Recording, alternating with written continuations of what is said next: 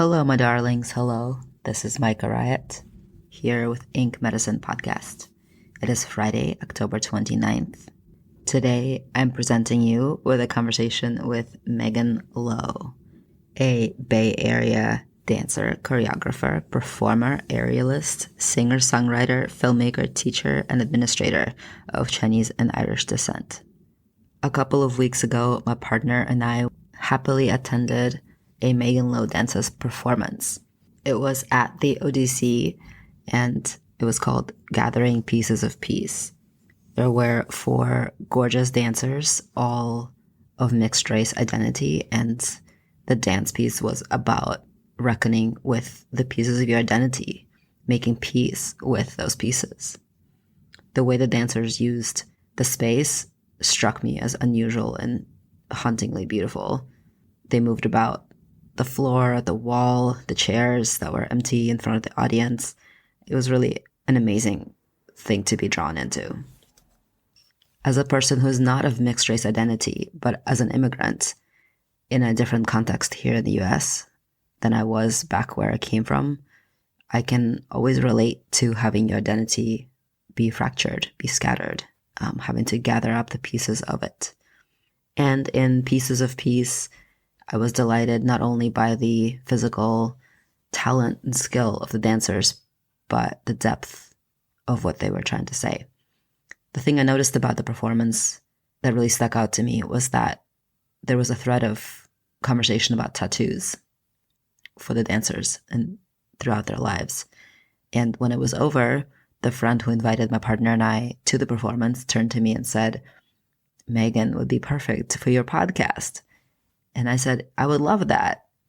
And so we got connected and we made it happen. And here is our conversation. It is wonderful. Megan is an absolutely delightful human. I enjoyed our conversation so much. And please look out for my postings of the gorgeous photos of Megan's dancing that I will be posting on social media.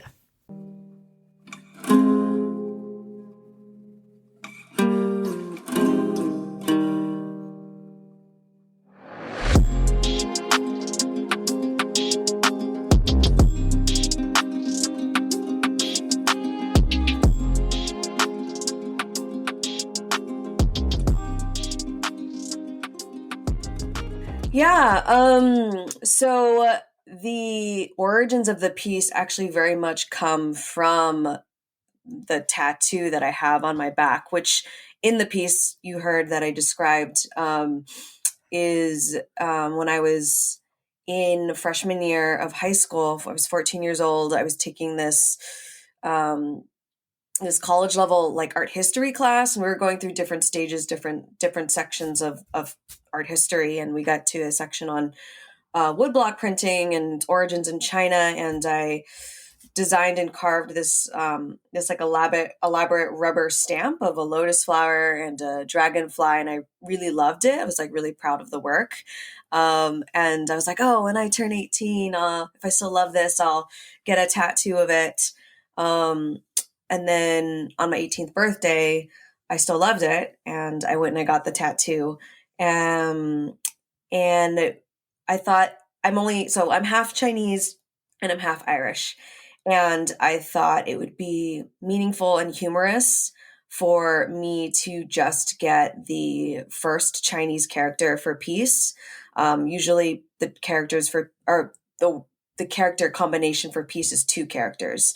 And the first symbol can mean peace on its own, but is more commonly used to represent and or with or some. So I thought it'd be funny and meaningful if I just got the first Chinese character, because I'm only half Chinese. And I was like, oh, I'm so clever. And I like told the stories to all my like little high school friends. They're like, oh, wow, you're so clever.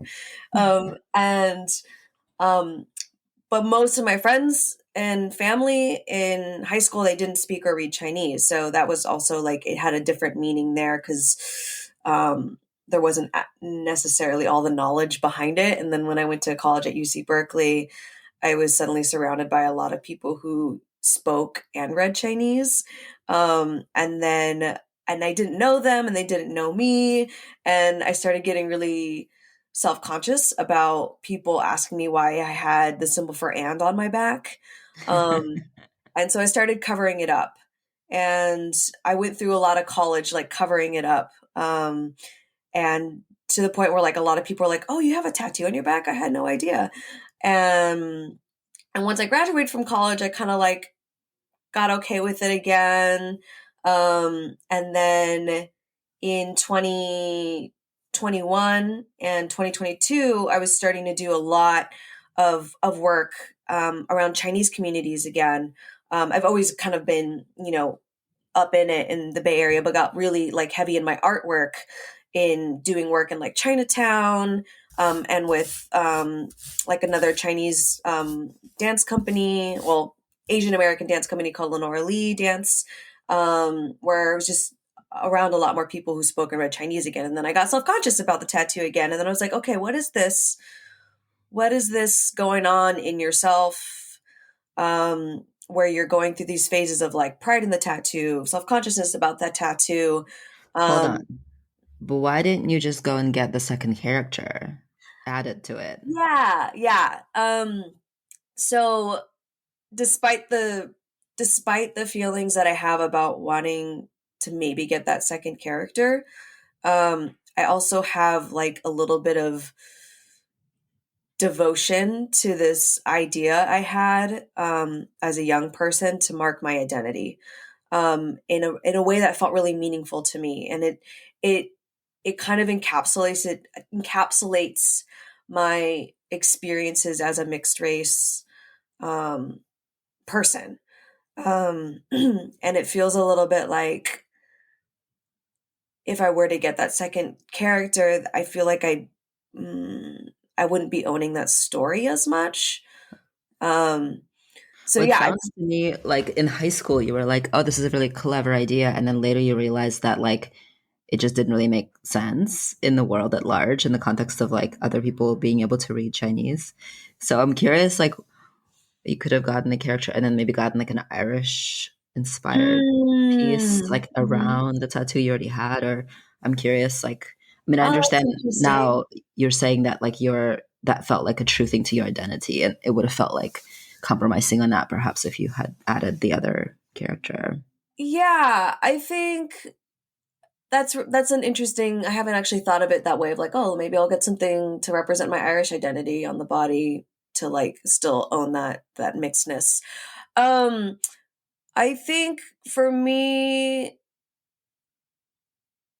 I've actually talked to some people about the symbol on the back who speak and read Chinese, and they're like, you know what? Yes, it can mean and or some or with, but like it can also mean harmony and like there's they're like it's okay that you have that on your back kind of like, and also there's beauty in having those words on your back too, because like when I think of like mixedness, like that's kind of a bit about what mixedness is about, like the and the summation and the harmony of different things living in the body and different histories living in the body. And um so I'm trying to starting to shift my perspective around um making that choice to have the single symbol. And I think that this dance project has made me feel even more firm in that decision that I made.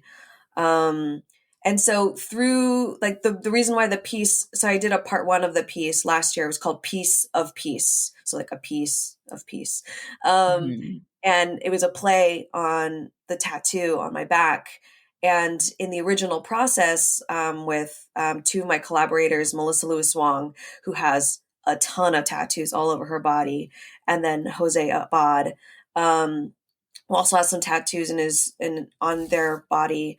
And we started like, oh, this is kind of like a through line of our work. Like we all Mhm. have these relationships with tattoos. And then that became kind of a theme of the work, the telling of our stories, of the ways that we're choosing to mark our identities through tattoos. And then when we did the full length piece this year, which you saw, I added Malia Hatiko Byrne to the cast, who also has a long history of tattoos on their body. And we had one person, Clarissa Rivera Dias, who has no tattoos on their body, but like has always thought about like tattoos on their body and like what they would get, and like has all these like feelings about it, but like isn't quite sure like what the first one to get is. And that also became kind of like a funny, like she started like listing all the tattoos that she's thought about getting over the years, which became another way to kind of just assess um, and relate to these ways that we think about visually marking our identities. So that's kind of where the tattoo through line came, the story, because there's so many stories you can tell as a mixed race person. There's so many stories you can tell as a human in the world, period. Like, how do you land when you're creating something on a particular story to share? And the tattoo stories is where we landed.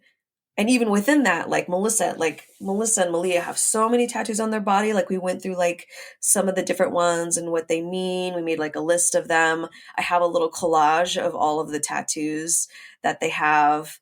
And then like landing on, a single tattoo or to tell a story about um, is also like an interesting process. It's like the different stages and the different meanings that each tattoo holds for each person at different points of their life.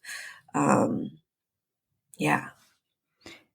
One of the things that I was also really curious about as the show went on, it became apparent to me that the person in Chinatown that y'all went to, like that was like a touchstone person Mm-hmm. for the stories, that were told. And I'm not sure if that was all of you or like just two of you went to that person, but Yeah. that person was like a sage of sorts in the story of the whole piece.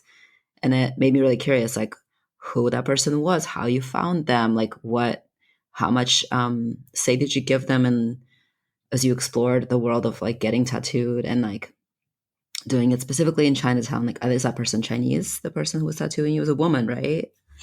Yeah, so that was actually not my tattoo artist. Okay. That was Melissa and Malia's tattoo artist. And I believe Melissa is the one who discovered this particular artist, and um, wanted to get tattooed by a Asian identifying femme person, and then made the connection, um, bringing Malia to get their first tattoo with that same artist. Um, yeah, so I think they've actually gotten a number. Both of them have gotten a number of tattoos through this particular artist. And I am not personally. I'm not personally connected to them, but I am Would curious. Yeah, would We you want to go to them now? maybe, I don't know. We definitely mused after the project of like, what if we all got like a tattoo together to like Yeah, commemorate this process. And so it's like a little joke. It's also like a little bit like maybe Clarissa's still on the fence of like what their first tattoo is going to be. a They also banana, of feel course. a little bit like a unicorn in the dance community, because a lot of folks in our dance circles have at least a tattoo. And Claire's is like actually one of the few people who don't. She's like, oh, I'm like one of those rare people in our community who don't have a tattoo. Like, maybe I still want to be that person. um Mhm. so yeah, there's definitely, I think all four of us think about like what the next tattoo might be. Um, and then some of us are just a little quicker to like go and get it, and other of us kind of like think about it for a while. Mhm. I only have the one tattoo on my back, and I got it in like 2007. And I definitely think about what the next tattoo will be, but I'm not. I still it does feel like a a big commitment, Um, and I remember I was listening to one of your podcast episodes, and you were talking about like, yes, tattoos are a commitment, but also like if you grow through life and you change and you evolve, you can cover it, you can change it, you can get it removed. Like so that was kind of fun to hear. Like, okay, yes, tattoos are kind of a big decision to make, a permanent thing on the body, but also like there's ways that you can continue to transform the tattoo idea as you continue to evolve throughout the stages of your life. Yeah, Yeah. so it's like, oh, that's an interesting perspective that now I'm like, okay, okay. Maybe I don't need to be so precious. Yeah, yeah, they're not as permanent as it seems. Yeah. And also, it's like the more you have, the easier it is to get more because you kind of realize that yeah, it's not as weighty Mhm. as you'd think at first, right? Like a big commitment, your first one, your second one. It's Yeah. different. It's a different experience. So in the dance world, I mean, I was never really in the dance world. I took dance classes, but it seems like the dance world used to be a lot more conservative. And you're saying Mm. that now a lot of the dancers have a lot or at least one tattoo. And I feel like that used to be you'd never see it, right? Like because dance was a class thing, perhaps, especially things like ballet or even like Mhm. modern jazz, etc. Yeah. What do you That, think changed that has created like a really different that's a environment? That's a great question. I'm sure there are dance communities around the world and even within the Bay Area that are a little bit more along the lines that you're thinking or that you're expressing with the knowledge of the ballet and all the different kind of more traditional dance forms. I think the communities that I'm kind of more immersed in dance are a bit more experimental, a bit more edgy, and the kind of people that are drawn to it are people who are really exploring identity. And I feel like tattoos are such it's a really visual way of expressing identity. And so, yeah, I don't know, because I mean, I'm only 34. Like, I haven't been around like for a very, very, very long time to like know about how that evolved, how that has changed. But I do know like within my communities, like tattoos are definitely a really lovely way to express the self and parts of our identity and choices that we've made over time. Although I was just talking to somebody the other day about like a more like traditional like choreographer from who's been around for a while who was like would cover up any tattoos on their dancers, would make sure like if they had a tattoo on their arm they would be wearing long sleeve shirts or um yeah, but so yeah, everybody has their different relationships with tattoos, and that changes over time too. Like my stepmother has some tattoos on her body that she got as a young person, and that she's not super in love with now as an adult in her later years, and she's definitely taken efforts to like cover them up. Um, and yeah, I think it's just constantly changing for people. And I wonder how many people who are like I have all these imaginations of all the different people in like US, like at some point thinking about like if I were to get a tattoo, what would it be? Like maybe trying on little temporary tattoos. I gave out temporary tattoos at the end of Mhm. the Gathering Pieces of Peace show. And they're fun. Y- They're fun, they're meaningful, and the relationships that you build with the person in the moment that's giving you the tattoo and um Yeah, tell me more about that. Do you remember the experience that you had in 2007? yeah, it's I do, and I remember like key moments of it. I remember going in with my little stamp that I drew, and I was like, "Hey," I recall that my tattoo artist's name was Scott, and he worked at a tattoo shop in Upland that was called Upland Tattoo Shop. It was called 6 Feet Under.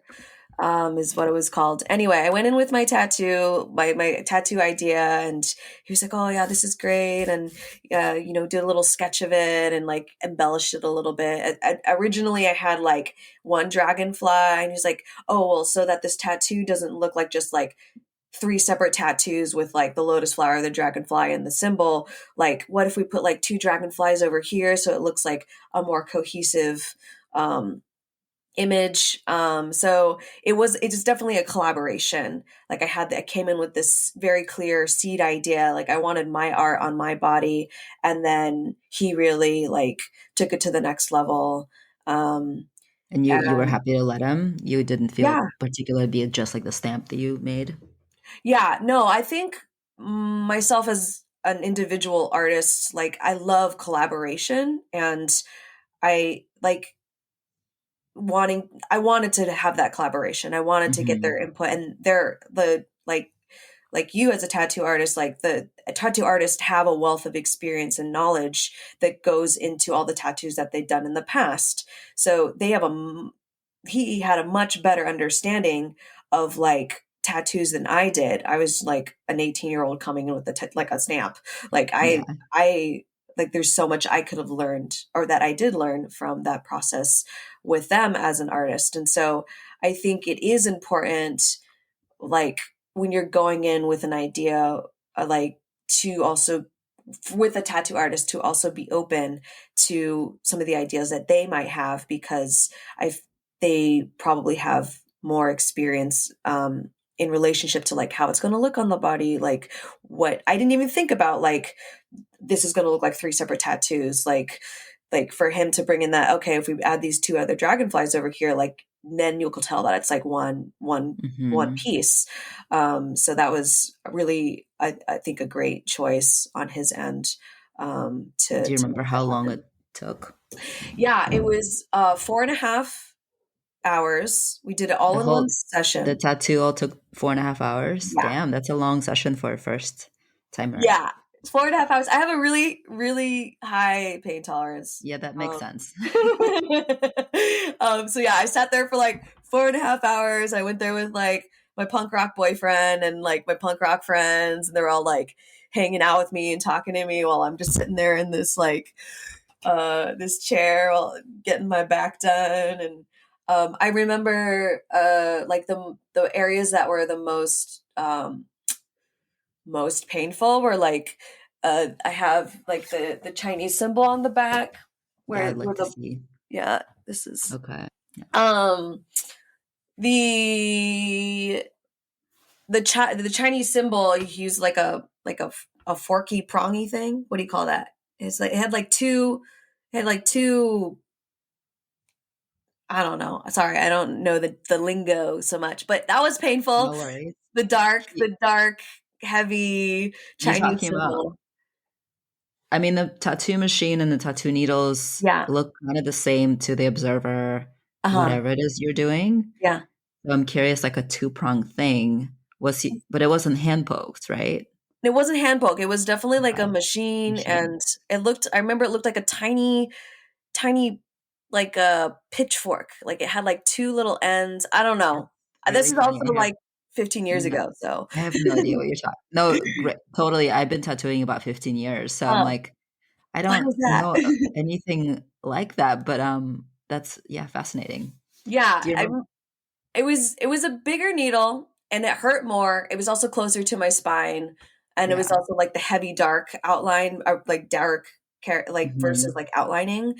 So that I remember that hurting a lot. And then also like when it got closer to like my armpit area, like I don't know if there's like more sensation over there, that also became a little bit more Hmm. challenging. Um yeah. Do you remember how much it cost? I feel like it was in the 400 to 500 range. And at 18, where like how did you was it like a hardship to pay for that? Was it like Oh yeah, birthday money? How did you definitely. pay for it? Um, I did a lot of tutoring Mm-hmm. when I was in high school, and I had some money saved up from tutoring. I And love that. Like you're like, I was a good girl. I was tutoring and I took my tutoring money and I went and got my first tattoo. yeah, yeah, that's what I did with my tutoring money. I, I mean, what better thing to spend your tutoring money on? Yeah. Um, what did your family know? Did you tell them you were doing it? My mom knew. She knew I was going to do it. I lived with my mom. My mom was also like the the least disciplinary human on earth. She's like, Okay. do whatever you want. I was like, okay, I'm gonna go get this tattoo. Is your um, mom your Chinese side or your Irish side? my Irish side. And my dad, I didn't tell him right away because he actually lived in New Hampshire at the time. And I wasn't going to be seeing him for a while. But then when he came to visit, and I think we were going to like a pool or something, was like, hey, dad, I got a tattoo. And he wasn't thrilled.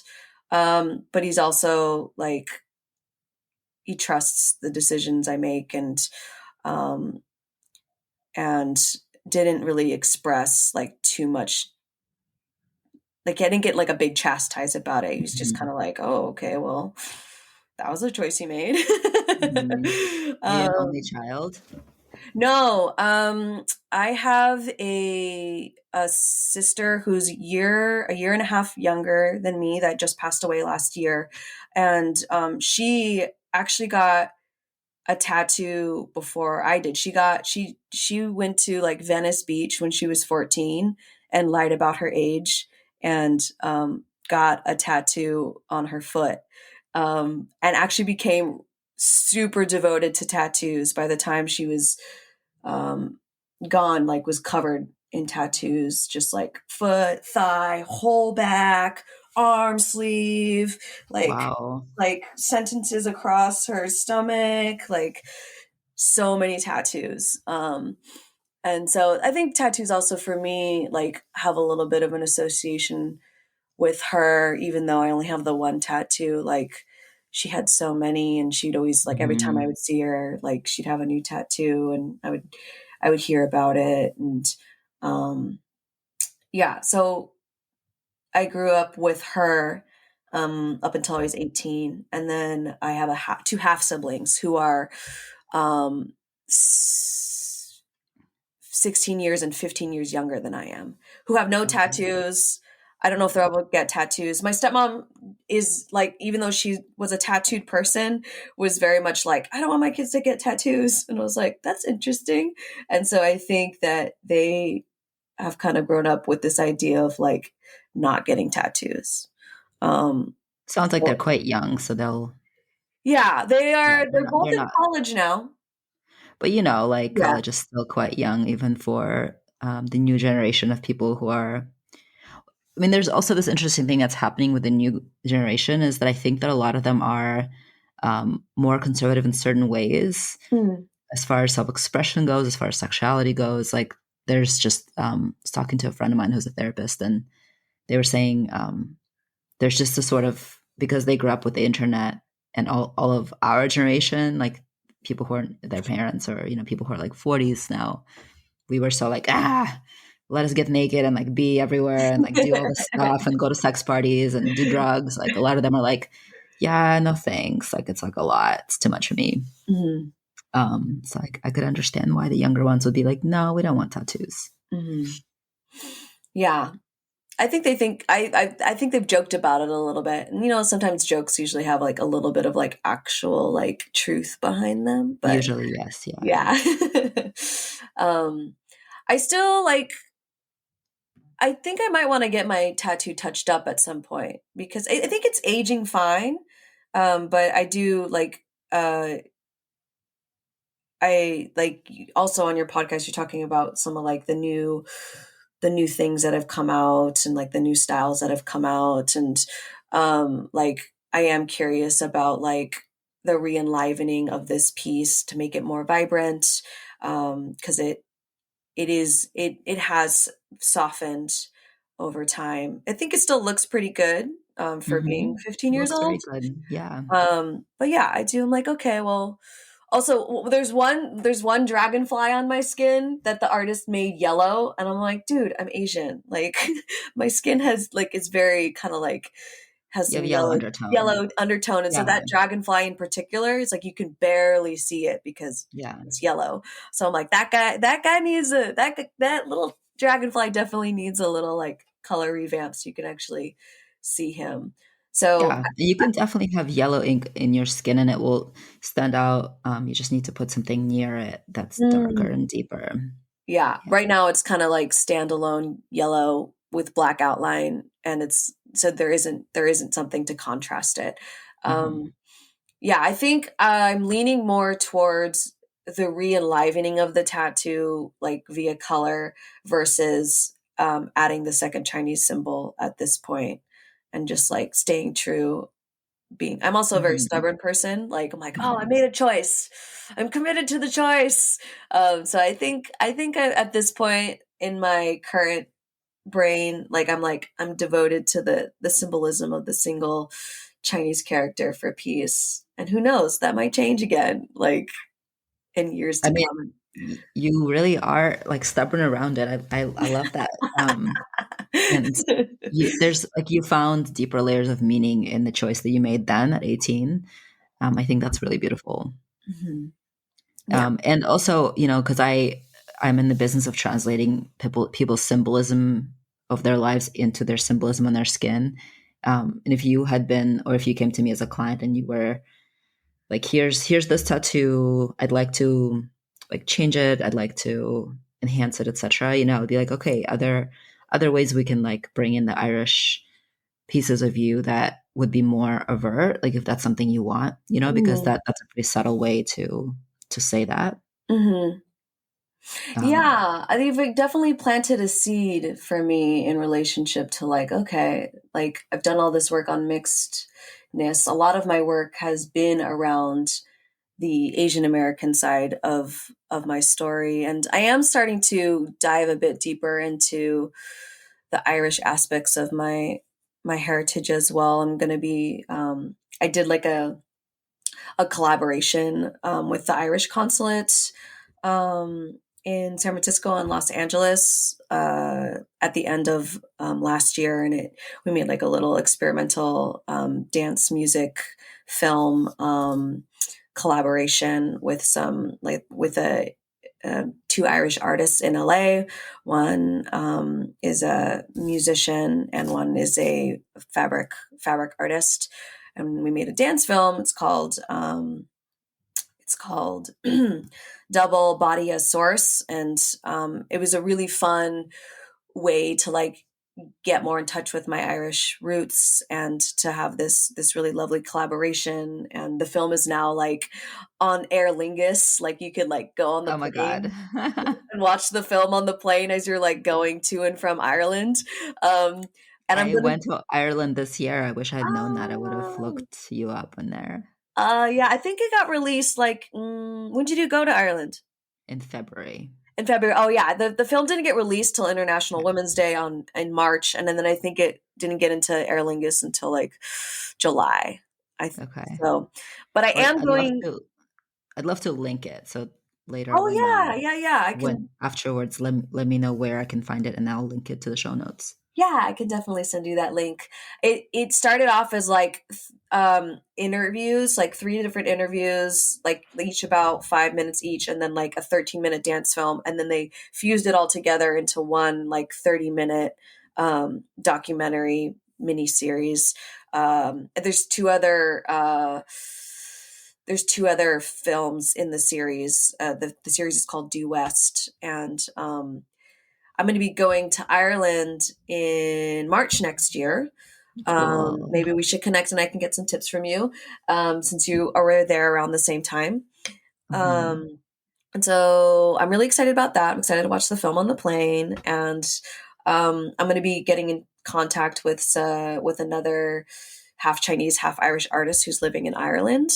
And he's also an aerialist and a contemporary dancer. And I'm curious about like maybe bringing them to US to like make something together at some point. And I also am like trying to figure out my dual citizenship. Like my mom started trying to get our dual citizenship when I was in middle school, and she wasn't much of a completionist, so she started it and then Mm. didn't finish it. And so I'm like, okay, maybe I want to pick up where that's left off and see if I can figure out how to get my dual citizenship. So yeah, I'm definitely thinking more about digging into the Irish side of my heritage as well. And yeah, now you've planted the seed of like, okay, well, next tattoo, maybe I need to like really think about what I would want to do to represent that side of myself. So it's not so I have both represented on my body. If you, I mean, if that was something you wanted, you could get a tattoo in Ireland. There's a pretty big tattoo scene in Dublin. I did get tattooed there. It wasn't a great experience. Uh So I wouldn't send you to the same place, the same person. oh. Um, but they're kind of like, as I was already there, I was there with friends, visiting their friends. It was like kind of a social thing more than a like sightseeing thing. Although we didn't stay in Dublin, mostly we were out in the countryside, which was, yeah, you have to go. You can't stay in Dublin the whole time. Mhm. Um, but I know there's a queer studio, like an all queer studio there. I don't know. I mean, I don't know how you identify. You don't have to identify as queer, of course, Mhm. to go to that studio. But if I was to go again, or I was sending people to get tattooed in Ireland, I would probably say check out that studio and those folks, because I think you'd have a much more soulful experience than the one I Mhm. had. Yeah. Yeah. Oh yeah, I wonder. That's definitely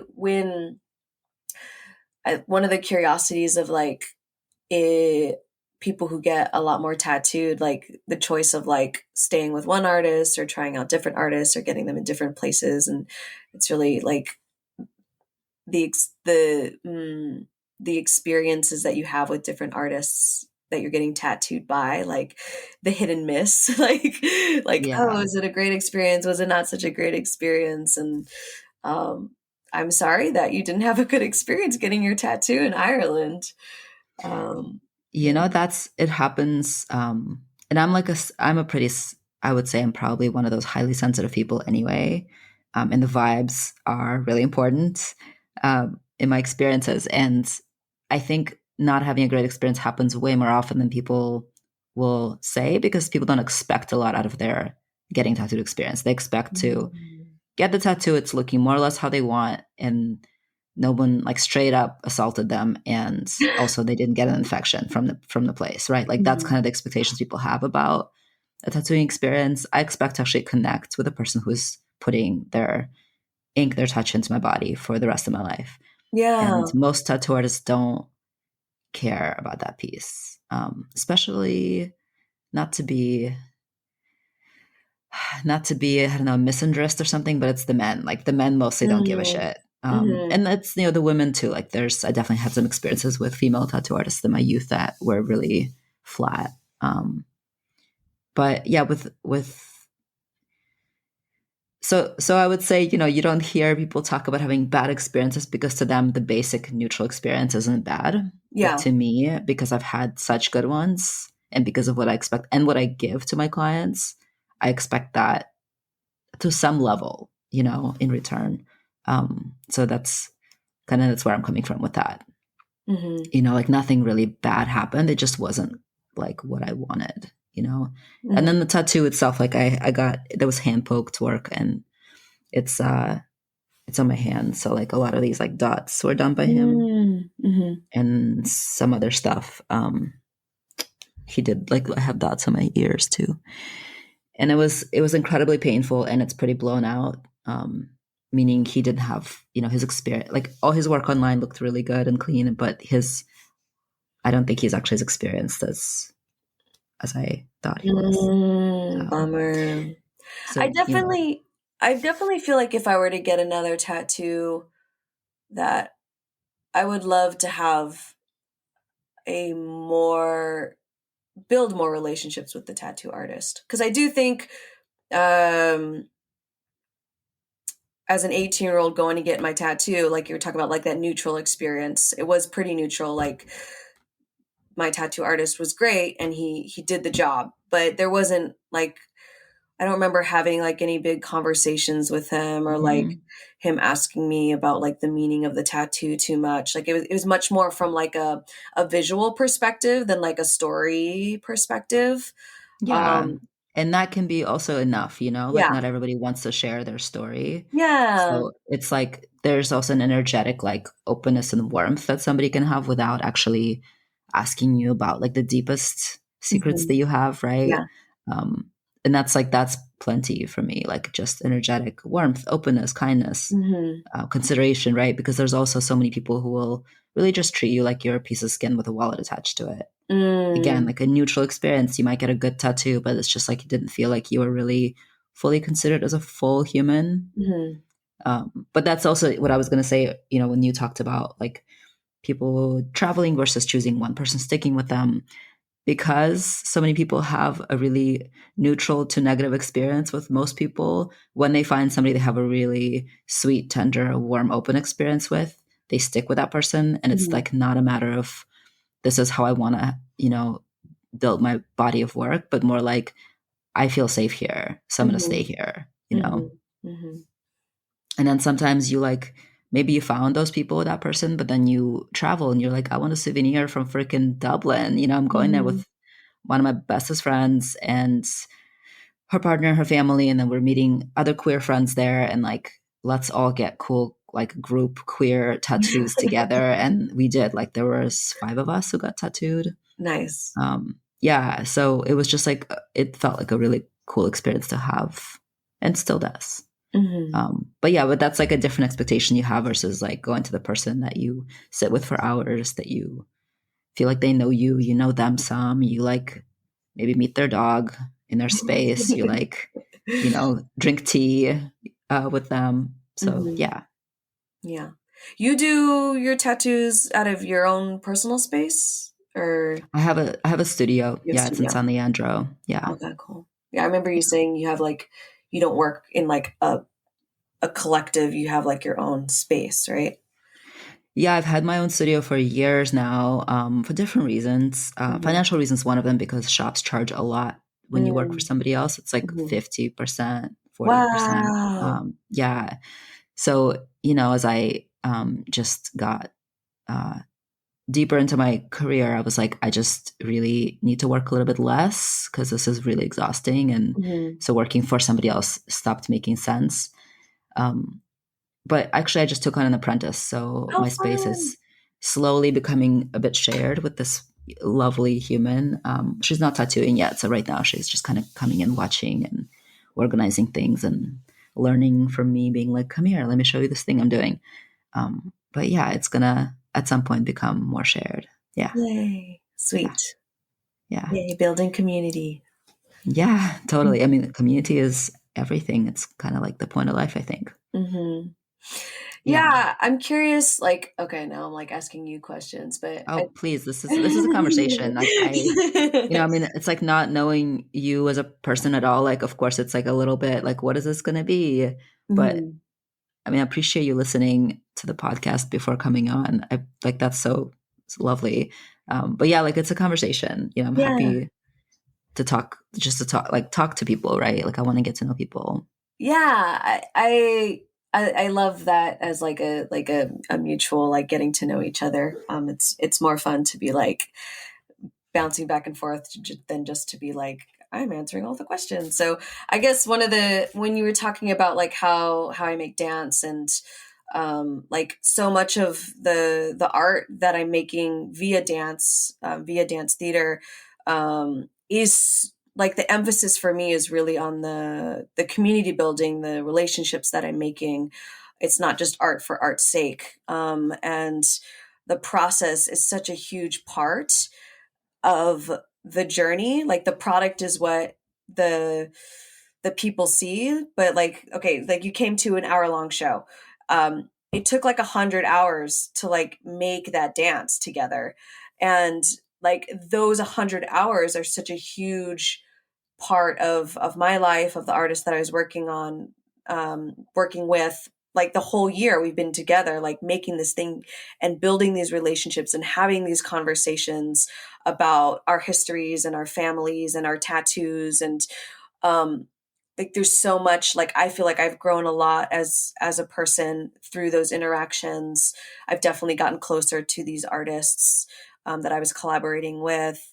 And then we share this thing to the as many people who were able to share it with, and they see that 1 hour of work, and that's super meaningful to like have the chance to share parts of ourselves and all the hard parts of the hard work that went into creating something. But there's so much backstory, so much that is not seen in that 1 hour. But at the same time, it's like, because we shared that hour with the audience, we now have a little bit more connection to them. Like I have people writing me about like the impact of the work, or writing to me or coming up to me after the show and sharing some of their own stories. And so like that community building, and however big or small, like feels really meaningful. And I'm curious, like for you, when you're, doing your craft, your art via tattoos, like the community building aspects of that, and like how much of like the process is weighted against the product that is shared. Like what are some of your thoughts and experiences around that? That's a really awesome question. Yeah, I mean, that's like everything, I think, to me, and like the sitting in that room with somebody, tattooing them.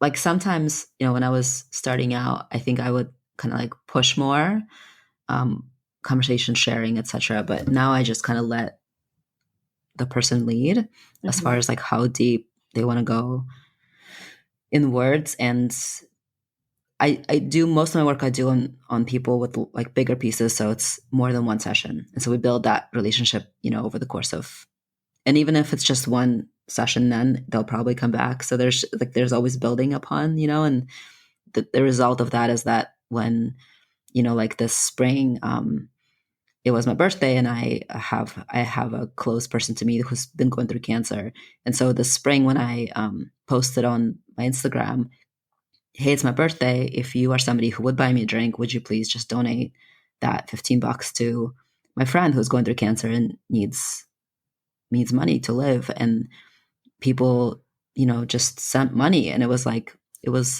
ended up giving my friend like over $2,000 from just like folks who saw my post on Instagram and were like, I care about you and I want to help you and your friend out. And so that to me was like the culmination of that sense of community, that people who not only come to me and get tattooed by me and then pay me for that, also care about me enough to help me now when I need it, so it was really just like such a sweet moment of being like, yeah, this is community, and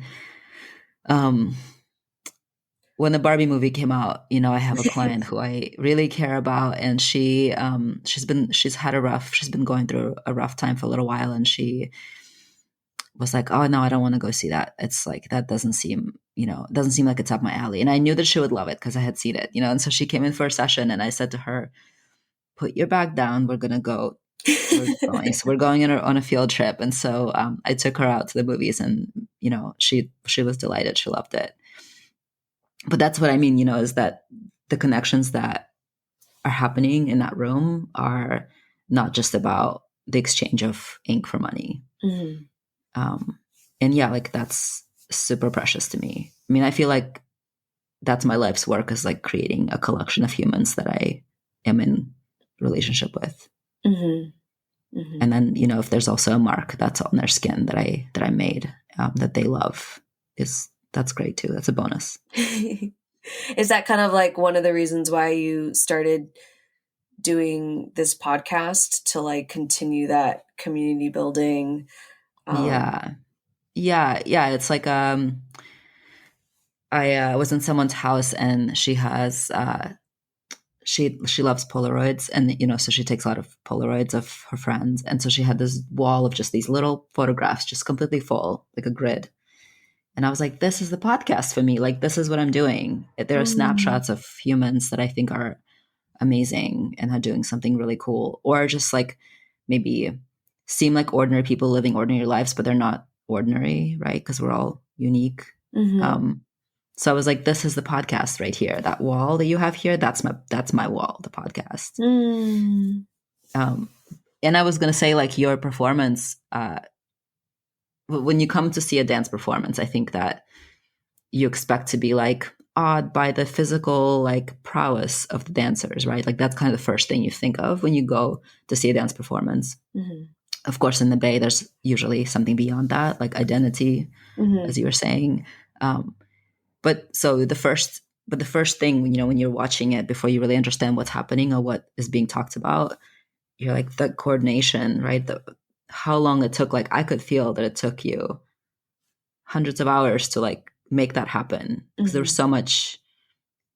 I know that like a one person show will take forever too, but like when you have multiple people who all have to work together, how long that would take to even get like one sequence or Mm-hmm. one, 5 minute sequence or a little scene, or where you move locations and you're here on the stairs and now you're here on the chairs and now you're here on the wall. Mm-hmm. Like that to me was so cool. Like how you put it all together, that you had like enough attention on all the pieces happening on the stage at once to like create this perfectly synchronized sort of bouquet. It's like a bouquet of flowers. And also I was just like, some things were so, when the dancers were like in the front, when you guys were in the front, and then there were like these people sitting right there. Mm-hmm. But what was happening here was, it was kind of intense. Like there was a lot of like crotch shots, and like it was just all, it was intimate, and like these elderly people were sitting there like, and I love that like unabashed sort of like freedom. Like you're doing this thing, this expression, it's intimate, it's raw, and the people watching are experienced, and like watching the people watch also, besides just watching the dancers. It Yeah. was, and the relationship you also create with the space, like I said before, I think that was so unique, because your bodies, but so is the building, it's also a body, and Mm-hmm. the relationships you have with each other, and also with the walls and the chairs and the stairs and the floor, the physicality of that, and it was really well balanced. I think that's Well, maybe because I look for that in tattoos too, like balance, like how will this be balanced with the body, and I think dance is very similar in that way, like the physicality and the balance of elements coming together. mm-hmm. I think yeah, I definitely, when I go out to make dance performances, I like to think of it like really holistically. Like, it's not just about the individual dancers doing some dance moves. Like, it's like, okay, what is the space we're in? How is the lighting going to affect the environments that we create and share? And like, who are the people who are in the space as audience that we're sharing with? And I think it's fun that you had mentioned like watching dancers. Like that was definitely like a really intentional choice about like bringing the dance into the audience space so that they're not only just looking at us, that there's also opportunities to see each other. um, Felt kind of meaningful in a work that was very much about identity and the formation of that, and like hopefully inviting audiences to like reflect back on their own experiences and the ways that they have marked their identity, and maybe see people around them and like have curiosities around that as well. And I also think like in relationship to the site specific aspects of things, like every audience member has a different viewpoint depending on like where they're sitting and the proximity that they have Mhm. to the dancers. Like there are moments where there are some people who are really close up, and there's other moments when people are really far away. And so like in those moments when you're far away and you can't see the entirety of a dancer, what do your eyes then turn to? Like, are you seeing the space now? Are you seeing the people that are around you more? And so like making that a really intentional choice to be like, I even wrote in the program that not everybody looked at because it was digital. Like if you like audience, I invite you to feel all your feelings. Like, there are moments here where you can be laughing. There are moments where you're could be crying. There are moments of curiosity and contemplation. There are also moments where you might not see the entirety of a dancer, and in that moment, like, what is unique to your particular perspective? Like, don't be like, oh shoot, I'm missing it. Like, think about, like, okay, well, what are other things in the space that are going on? The space itself, the architecture of it, the people who are in the audience, like that to me is really an intentional choice of, like, this isn't just about these four dancers on stage. Like, this is a piece that is about the community that has come to also see this, and all the little tendrils that each individual in the space has to their communities, like how hopefully it kind of like radiates out um into into all the connections that individuals have, um that aren't on stage as well. And Mm-hmm. I feel like that, and based off of some of the feedback that I've received, like, I do feel like that has been, an invitation that has landed for people, um, in terms of, like, I've had people write about, oh, I got a really sweet comment from a person who was talking about how I came to see your show, and it made me want to reach out to my neighbor. And because I recently got into like a little uh, tiff with them, and and I wanted to like reconcile. And I was thinking of pie for some reason because you were talking about pieces of peace, and I was thinking like a piece of a pie, and I went and I baked him a pie and I gave it to him, and it started this really great conversation, and I started talking about your show and why I made this pie, and like just like weird little connections like that where you're just like, okay, I'm so like amazed that this piece made you want to make a pie for your neighbor to reconcile. Um, like, that's amazing. Like, that was definitely another something that I imagined as a result of you seeing this work. And it was a completely random person that I'd never met that decided that they wanted to write me about this. Um, But I think that, that makes sense, even though there was nothing about literal pie or neighbors yeah. in your piece, that like what you're talking about now, community, right? And that is kind of the whole point Yeah. of all the work. Like that's the thread that goes through all the work that you do. Um, that's what it is, right? Like our neighbors, Yeah. and like how do we live in peace with the world around us? Like that's exactly it. Hmm. Yeah, it is. I think I yeah, I love hearing those stories of how art can impact people in their everyday lives. It's really, hearing those come back are just, it's so meaningful, and it just, it kind of full circles the reason why we're I'm making the art.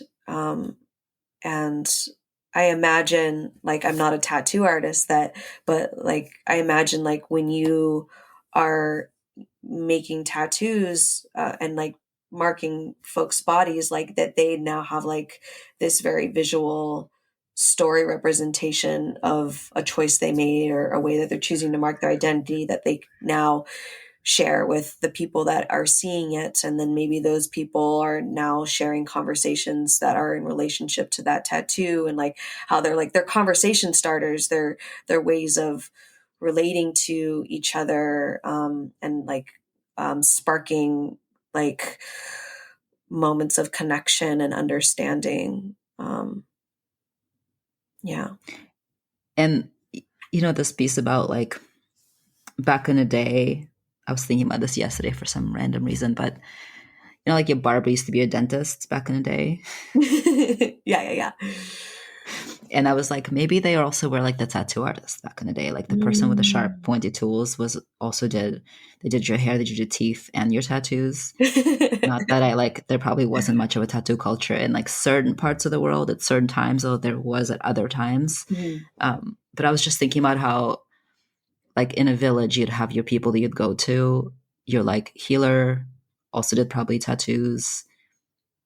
took care of your like cuts and scrapes, but also like delivered your children. There was like each person had like a team of their kind of people they needed in times of like change or crisis or like transition of some sort, right? Like, and those people were really important. And when you're facilitating like a big experience for somebody, right, like that's about their humanity, not about like the thing you're doing to them or for them. But that feels really meaningful to me, is to be a person in someone's village that they come to in times of transition. And like from that point of view, like being a community person and a community, I don't know, fixture. And also like, because, like now I have people who bring me their kids, right? Aww. Or their kids come to me because they're 18 now. And the person who's my apprentice, her aunt and I met when I used to work at Active Space in the city, and she did my hair for a while, and she would talk about her niece, who was amazing. And her niece was like 13, 14 at the time. And now she's 23 and she's my apprentice. So sweet. Yeah, like all the connections, right? Like you said, like you don't know what happens behind the scene, but like people come back around and you're like, oh my God, like I affected you in this way. I had no idea. Or like this thing I did, or someone else who was affected by me affected you, and like now you're here. It's pretty cool. Yeah, it's really cool. Yeah. I'm gonna ask you my like kind of final question. I feel like it's probably time to wrap up. I ask everybody this when I remember to. What is a small thing that's been making you happy lately? What is a small thing that's been making me happy lately? Small thing. Well, this is the infinite thing that makes me happy, and it might be small for other people's, but it's big for me, and that is my cats. I do feel like I feel like I was a cat in a past life. I have a big affinity for cats, but I have 5 of them, and you saw one of them for a brief moment until he started meowing, and I was like, we can't have meowing on this podcast. You got to go. But yeah, they are very important to me, and they make me very happy. And it's nice to like, after a long 13-hour workday, come home and be like cuddled on and loved on by some cute little furry creatures. So yeah, that's kind of my forever answer to that question. I'm going to summarize your answer as, because the cats are big. They're not small things, but the snuggles maybe are a small thing, like the after work snuggles. After work snuggles is my small happiness. Small thing that's making me happy. Yeah. I hope that the listeners get a little after work snuggle tonight. Yeah. Thank you so much or with whatever, a cat, a sweater, a dog, a person, a pillow, a bath, the Golden Bachelor, whatever it is. Yeah. Thanks so much for having me. It's nice to just be in flow conversation, and I found this to be really lovely.